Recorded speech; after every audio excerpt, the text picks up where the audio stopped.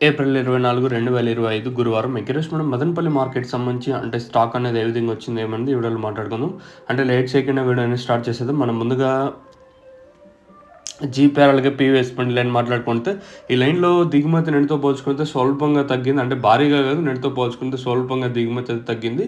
అలాగే టీవీఎస్‌పీ లైన్‌లో మాట్లాడుకుంటే ఈ లైన్‌లో పెద్దగా మార్పు అయితే లేదు కానీ ఒక 5% ఇంకా 10% కొంచెం అటు ఇటుగా దిగుమతులు అయితే వచ్చాయి. కొన్ని మండీలు బాగానే వచ్చింది. మామూలుగా రెగ్యులర్‌గా వచ్చే మండీలు కొంచెం పర్లేదు. తద్ది మండీలన్నిటికి స్వల్పంగా తగ్గింది దిగుమతి వచ్చేసి.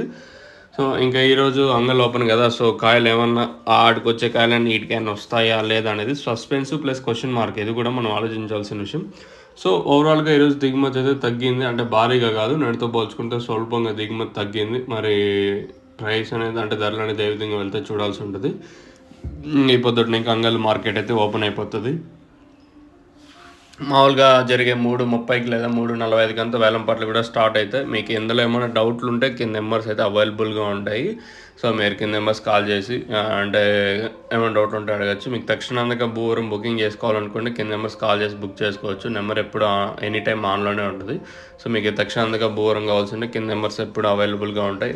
తక్షణ మెయిన్గా గ్రోత్కి, నందగా వచ్చేసి కాయ సైజులకి షైనింగ్, భూవరం వచ్చేసి అంటే ఇది రూట్ డెవలప్మెంట్కి బాగా పనిచేస్తుంది. అంటే స్టార్టింగ్ డేస్లో మొక్క నాటిన 10 రోజుల పైన యూజ్ చేయాల్సి ఉంటుంది. అంటే ఎలా యూజ్ చేయాలి ఏమైంది మీరు కింద నెంబర్స్కి కాల్ చేసి క్లియర్ కట్గా ఎక్స్ప్లెయిన్ చేస్తాను.